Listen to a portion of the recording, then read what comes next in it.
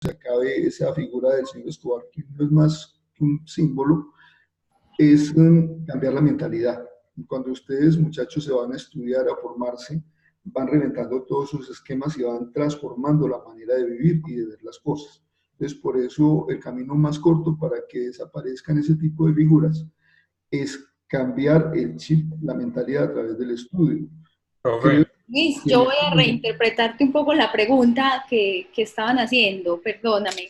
Voy a reinterpretar y es porque digamos que la pregunta del estudiante Andrés está enfocada más en saber cuál es su opinión de que algunos dirigentes políticos no quieran hablar de narcoturismo. Él considera que eso es un producto muy vendible, que eso es algo que piden mucho los extranjeros.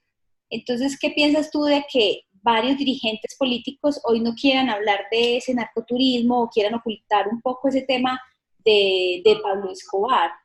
¿Qué otras salidas tiene el país para atraer a esos extranjeros?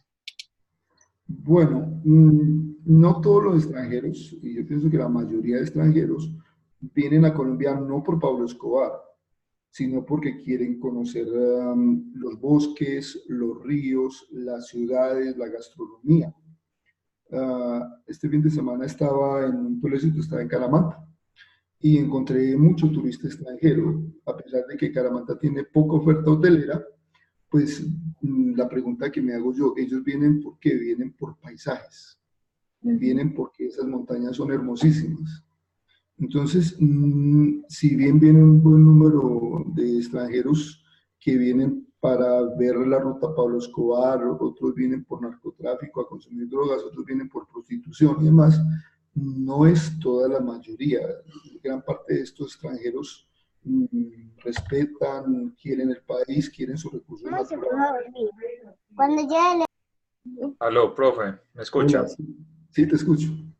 Profe, una pregunta, porque es que yo creo que el tema de Pablo Escobar es un tema como tan general, incluso en otros países, porque es que acá listo, la reseña es Pablo Escobar, pero en otros países tenemos una reseña como Mandela, entonces la gente va y hace un tránsito por la cárcel o va a su lugar de nacimiento. Yo digo que el tema de Pablo Escobar, sino que es que acá es un sinónimo de turismo porque es un tema, es un personaje representativo, como lo hay en otros países, otros personajes por X o Y, no sé, méritos o lo que sea. Pues uno en Estados Unidos va y va hasta a la Roca, a la cárcel, la Roca, o va y mira, es que la casa donde vivía tal asesino, o sea, yo digo que es el interés individual de cada turista o de cada persona, pues no sé, digo.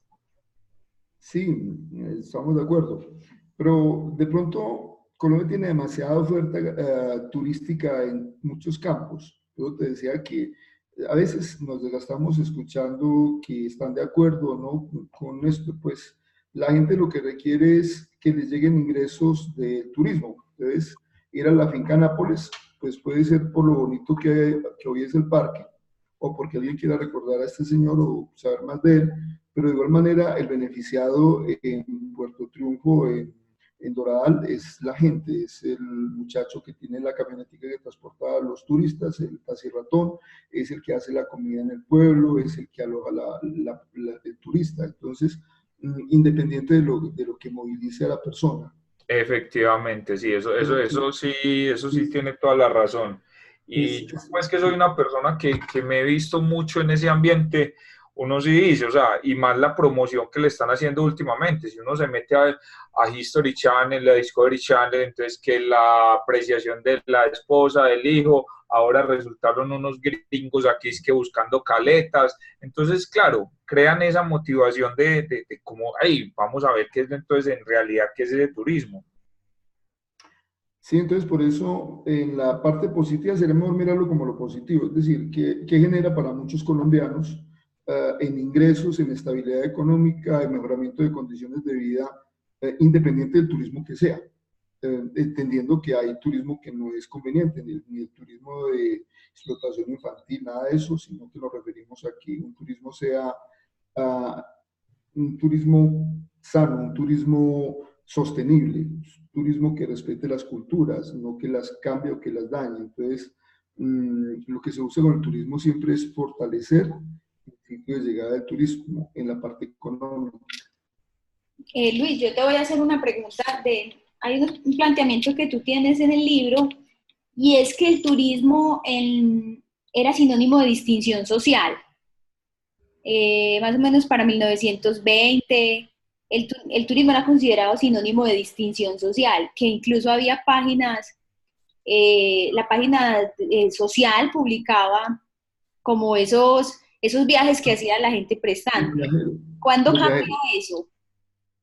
Bueno, a medida que emerge una clase media, porque en los años 20 no hay una clase media, hay la clase rica y el pobre campesino y trabajador, pero no hay una clase emergente que esté acumulando un pequeño capital, sino el que era terrateniente y minero en el siglo XIX, que pasa a ser empresario, que pasa a ser banquero. Esos son los que hay. Entonces, mencionábamos ahora a personajes que en Medellín pues, eran muy influyentes a principios del siglo XX, que salían del país, iban a Europa y iban a Estados Unidos, llevaban sus lingotes de oro fundido para pagar allá sus estadías y se regresaban. Aquí había familias de élite como la familia Ospina Pérez. Sofía Ospina de Navarro es una de las mujeres antioqueñas representantes de esta élite, pero muy intelectual. Ella escribe varios libros y se mete por el campo de la gastronomía. La revista Letras y Encajes, que está en la Universidad de Antioquia, en la Universidad Nacional, en la Biblioteca Pública Piloto, es un trabajo que ella dirigió por varios años. Ella era una gran amiga de Tomás Carrasquilla. Esta mujer viajaba a Europa, aprendía la gastronomía europea, hacía un curso de cocina en la escuela Cordon Bleu en París, regresaba y aquí escribía las recetas de cocina con los productos autóctonos de acá. Entonces, cuando hablamos de las recetas de las abuelas, pues nos tenemos que ir de la cocina a la mesa de Sofía Ospina, de la misma hacía Maraya Vélez, que viaja a Europa. Entonces, claro, toda esa gente de élite, la gente rica, podía viajar del país, podía salir. La clase baja no. La clase emergente o clase media es el resultado del desarrollo industrial de la ciudad. Comienzan las fábricas Coltejer, Fabricato, industrias de alimentos, etcétera, y comienza entonces a aparecer otra clase social que va acumulando algo de capital y se van creando nuevos barrios en Medellín para alojar a esta nueva gente. Entonces aparece un Laureles, aparece Belén, aparece la América, que le van dando otra forma, porque el poblado desde un principio eran las casas fincas de la clase de élite, que tenían casas en Prado Centro y fincas en lo que hoy es el poblado. Así se vivía hace 100 años, 120 años, lo que era la distribución urbana, pero ya barrios comienzan a emerger con otra nueva población, con una población que está recibiendo ingresos y que comienza a construir una nueva ciudad para una clase emergente, que es la clase media.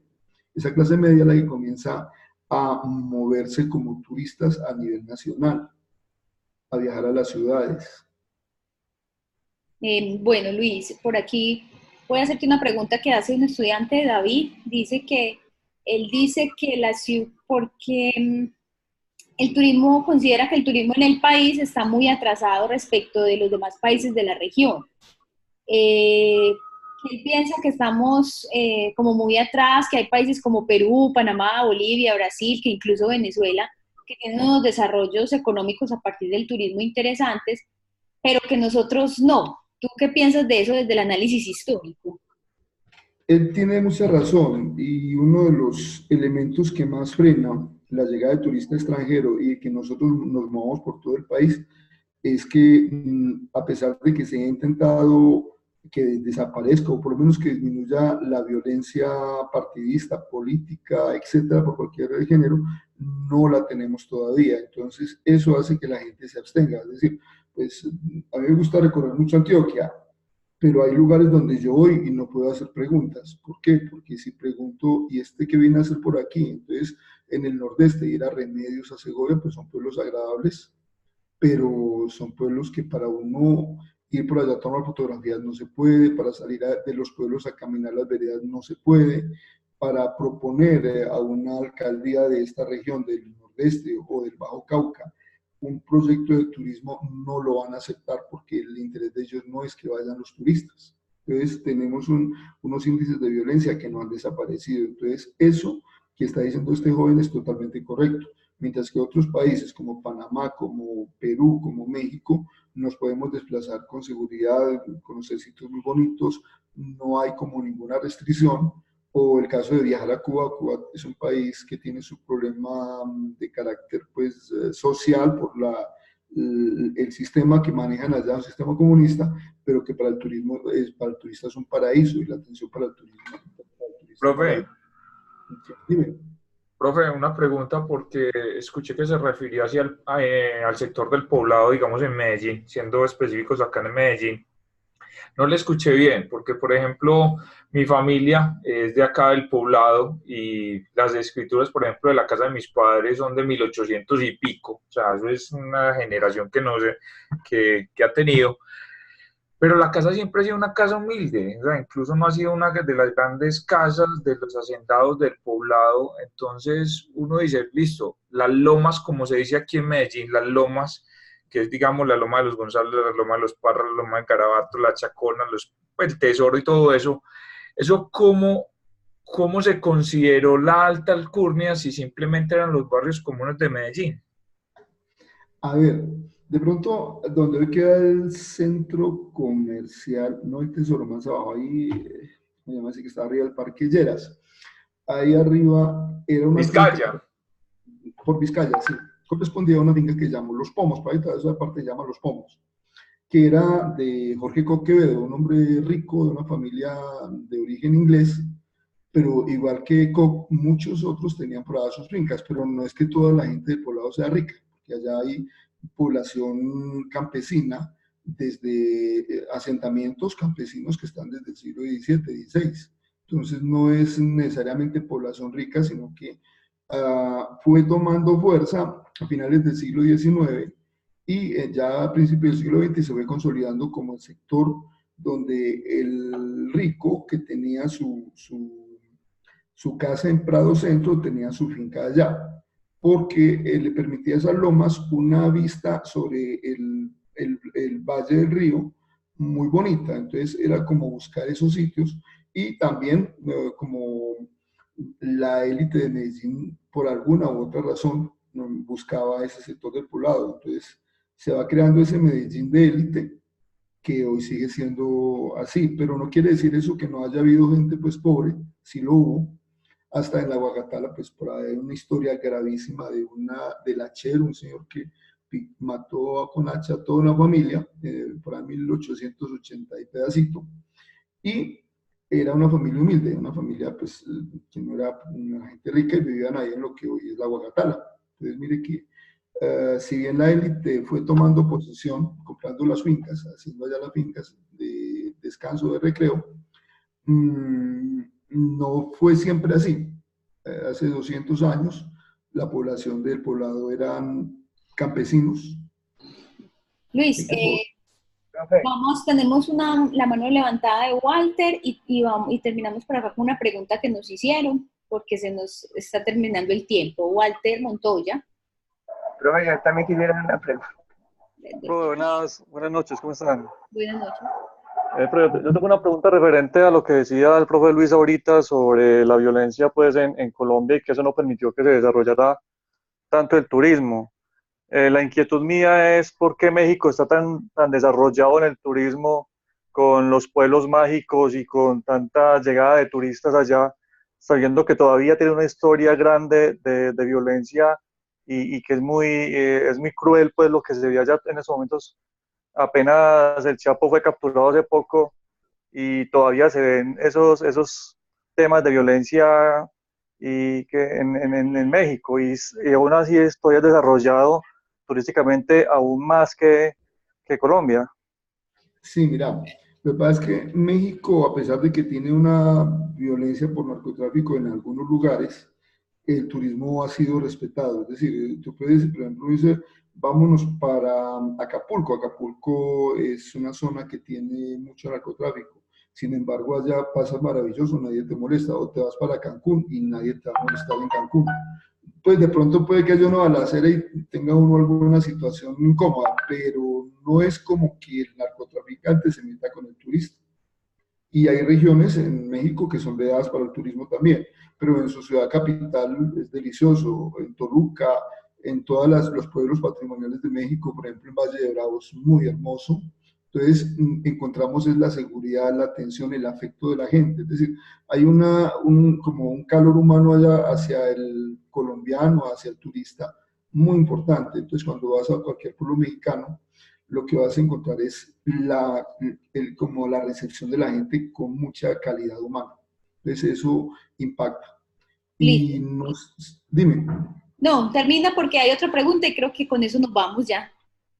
Listo, entonces por eso es como otro componente que tiene el mexicano, aparte de su atención, se ha preocupado mucho por hacer de sus ciudades sitios turísticos muy agradables, de cualquier pueblo, cualquier ciudad, la convierten en un verdadero paraíso del turismo. Entonces, eso es también la inversión del Estado, la atención del Estado por el turismo, cosa que en Colombia es más difícil.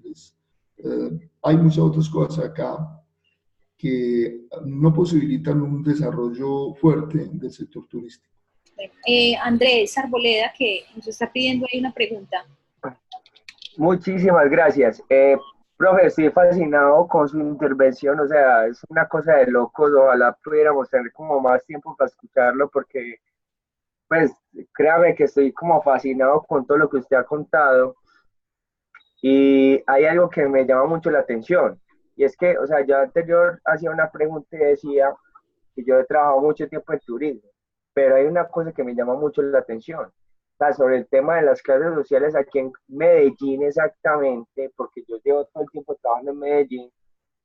Acá las personas de estrato uno, estrato 2, están viajando más a niveles, o sea, a un nivel internacional. Por ejemplo, yo he tenido clientes de estrato 2 que ya fueron a Estados Unidos, fueron a México, fueron a Argentina, y ahora están planeando viajes para ir a Turquía, que es como el destino turístico top en este momento a nivel Colombia. Pero si usted les pregunta dónde han viajado en Colombia, no han ido a ninguna parte. Entonces eso a mí me llama mucho la atención porque yo digo, a ver, ¿será que, o sea, dentro del mismo país de nosotros es que nos hacemos promoción? Por ejemplo, todo el mundo dice, ay, como es de bonito Caño Cristales, pero pregúntele usted a quién iba a Caño Cristales, nadie. A todo el mundo le parece muy bonito, ¿cierto? San Andrés, todo el mundo va a San Andrés, pero se queja todo el tiempo de la infraestructura de la hotelería allá, porque ahorita en San Andrés se le puede costar 1,5 millones, usted se puede ir para Cancún para 2 millones. Entonces la gente prefiere irse para Cancún que ir a San Andrés. ¿Sí me hago entender? Entonces, la pregunta mía es, ¿por qué pasa esto? O sea, ¿por qué el colombiano o el antioqueño en este caso, que estamos hablando pues de comunidad en Antioquia, obviamente, incluyendo a todos los compañeros que están en otras ciudades, ¿por qué el colombiano se interesa más por el destino internacional que por el destino local? Bien, Andrés, gracias por las palabras y lo que le quiero decir es lo siguiente, lo que pasa es que a veces resulta más barato ir a otro país que viajar por Colombia. En la costa atlántica la hotelería es cara. Si has hecho el esfuerzo de ir a Capurganá, que es Colombia, el turismo allá es costoso, la llegada es difícil, se llega por yate o se llega en avioneta o se llega en lancha. Entonces, si vamos a Santa Marta, el turismo de Santa Marta es caro. Entonces, pues si yo voy a pagar 2 millones para quedarme unos días en Cartagena, pues pago los 2 millones, los 3 millones y me voy por fuera del país. Entonces, por eso es decir, aunque nosotros recibimos mucho turista extranjero, porque para ellos la moneda colombiana es muy barata, entonces venir aquí es un turismo para ellos muy barato, a nosotros el turismo de nosotros nos sale costoso. No es, la hotelería aquí es cara, pues si uno la quiere de buena calidad. Ahora con la crisis de Venezuela, ¿te has dado cuenta de la cantidad de colombianos que viajan a Isla Margarita?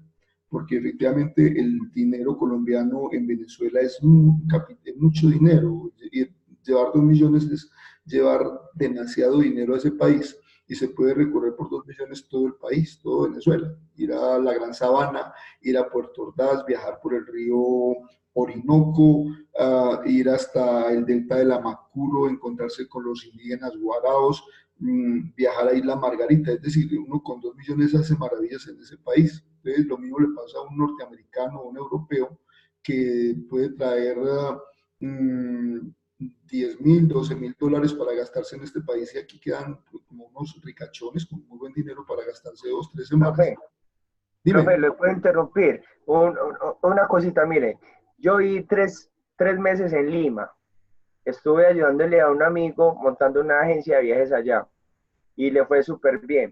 Pero o sea, digo, que yo me encontré con que en Perú tienen una ley de turismo que local, o sea, las personas de Perú, o sea, el ciudadano peruano tiene una tarifa totalmente diferente a lo que tiene un extranjero. Entonces, mire la diferencia. Mientras que usted, por ejemplo, puede ir a Machu Picchu como ciudadano local, usted puede pagar en promedio $90. En cambio, usted por ir a Machu Picchu con el tren incluido, como extranjero, paga aproximadamente $170. Entonces, ¿por qué va esta pregunta? Que a mí me ha parecido absurdo. ¿Por qué el colombiano tiene que pagar 112.500 pesos para ir a San Andrés si realmente eso es parte de Colombia y paga lo mismo que paga un extranjero cuando viene al país? Porque es exactamente la misma tarifa. Yo digo, ¿esto es culpa del gobierno o es culpa de quién? O sea, se supone que sí, o sea, nosotros como los colombianos primero debemos de conocer nuestro turismo y la oferta turística que tiene el país para ofrecernos. Pero Aló, ¿cómo podemos y cómo tenemos que pagar la misma tarifa que paga una persona que viene a otro país para conocer nuestro propio país? aló, En lo que profe. acabas de decir, Andrés, y ya para terminar, en México pasa igual. Tú vas al Museo Nacional, a las pirámides de Teotihuacán, y como mexicano no pagas absolutamente nada. El extranjero paga, pero el mexicano no. Al Castillo de Chapultepec, que es sumamente bello, el mexicano no paga nada por entrar allá. Yo voy con mexicanos y ellos no tienen que pagar. Nosotros como extranjeros pagamos la entrada de esos sitios, pero para ellos es gratuito. El Museo Arqueológico, Antropológico Nacional es una cosa hermosísima en México y es gratis para todos los mexicanos. Entonces, son políticas del Estado. De pronto la mentalidad de quienes han estado en la dirección de este país no han sido como personas enamoradas del turismo. Y es que pasa en toda parte, en los municipios, gran parte de los municipios de Antioquia, quienes están en las direcciones de cultura y turismo, nunca han pasado por una facultad de turismo. Bueno, muchas gracias. Yo quiero pues aclarar frente a eso que el país sí tiene tarifas, algunas tarifas diferenciales en algunos lugares. Por ejemplo, todo lo que es el sistema de parques nacionales naturales está con tarifas diferenciales para colombianos y para extranjeros.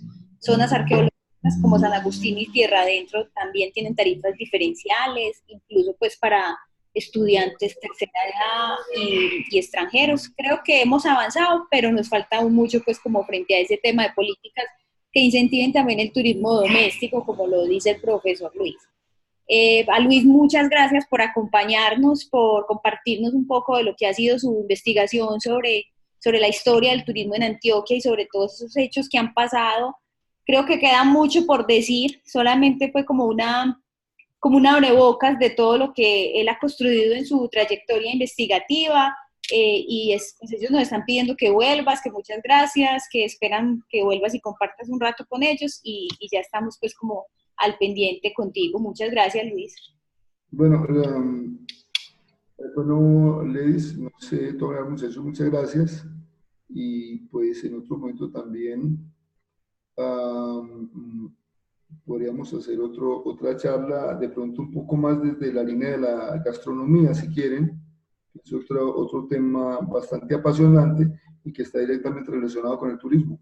Profe, una última cosa que yo sí quiero aportar a esto. También está el hecho del trato. Y discúlpeme que yo me meta ahí, el trato sí es una cosa que influencia mucho el turismo en Colombia.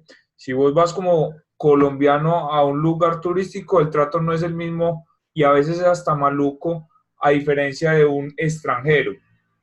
Lo pongo ¿por qué? Porque también uno lo ve por fuera. Puerto Rico para mí es un paraíso para los colombianos. A nosotros nos tratan como dioses. No se sabe por qué, ni que nos debieran la vida. Pero el trato allá es muy, muy asequible para el colombiano. Mientras que acá en nuestro propio país el trato entre nosotros mismos pues no, es que no es, es que es un gringo, sí, Dios, es que es colombiano, vaya, bríllese por allá.